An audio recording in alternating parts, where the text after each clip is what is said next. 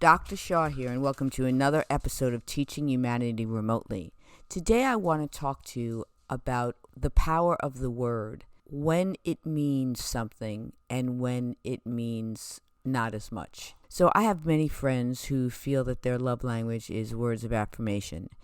And since I was a younger person, I thought to myself, I don't want to get taken by words of affirmation, because if I do, I'll also be taken by the insult that words can cause.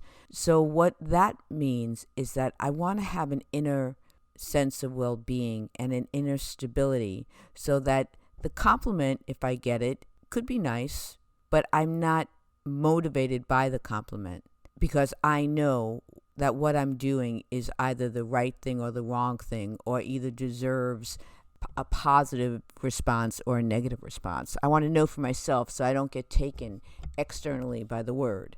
But then I realized that I'm in an environment right now where there are such incredibly gifted and beautiful and lovely and wonderful teachers, and I'm often complimenting them and using words of affirmation to let them know how blessed I feel to be working with them, and how grateful I am that my grandchildren are being taught by them. And I really, really mean it. And they are really, really receiving it in the same way that I'm meaning it. And it is truly uplifting, and it is fulfilling. And the words of affirmation do make them feel better. So what's the difference here? And the difference is that when I speak with them and when I give them words of affirmation, I am being completely sincere. And if you share in a sincere way, the way that I give is sincere and the way that the person receives is sincere, then what happens is that the relationship becomes completely mutual and uplifting. So I want to restate my original premise that words of affirmation are incredibly powerful, but what's really needed is if they are given and received sincerely. If they are said insincerely, they really do not have energy. If I am a person who's sensitive to receiving energy, if they are said insincerely. So let's go and speak about this.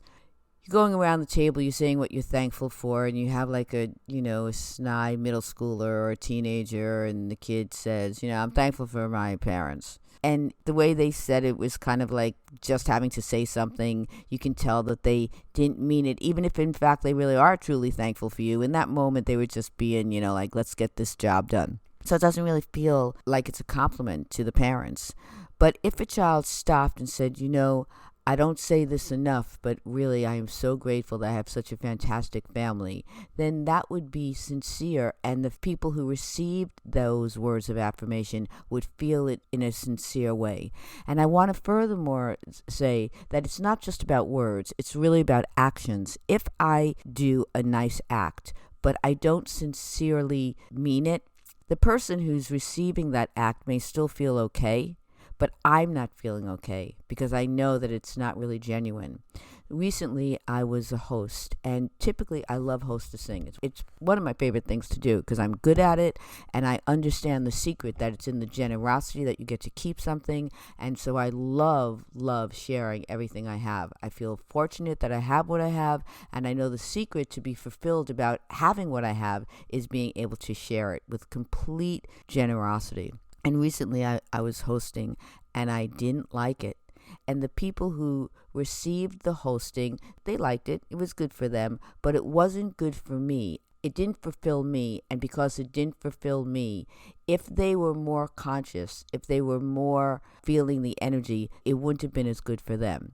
If they are less conscious, and if they don't consider or observe what is being given to them and how it's being given, if they don't have that sensitivity to the other person's energy, it could be fulfilling to them, but it can't be as fulfilling as if what is given to them is given to them with complete sincerity. That I'm sure of.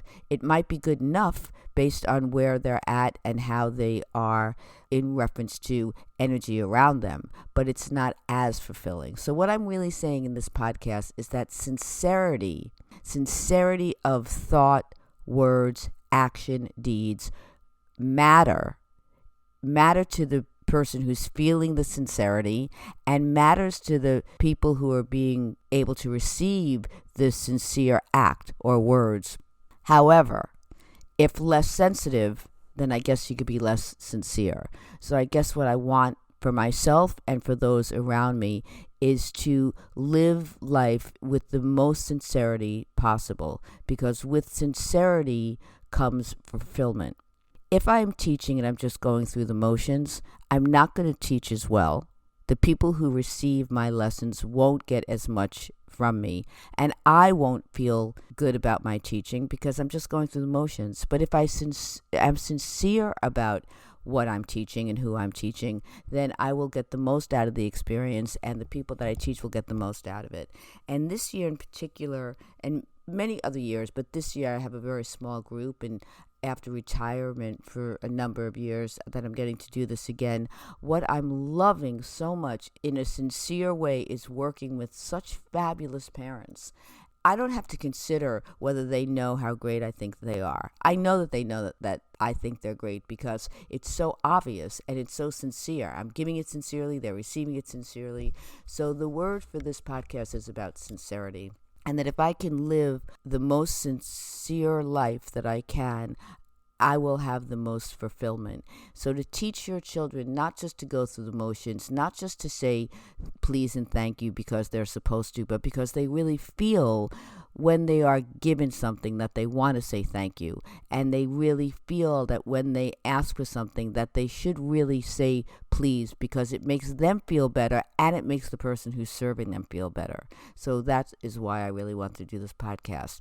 We can teach our children to feel, think, act, use words with the aim and goal and intention of being sincere. Being sincere in our life and not just going through the motions makes our life much more fulfilling.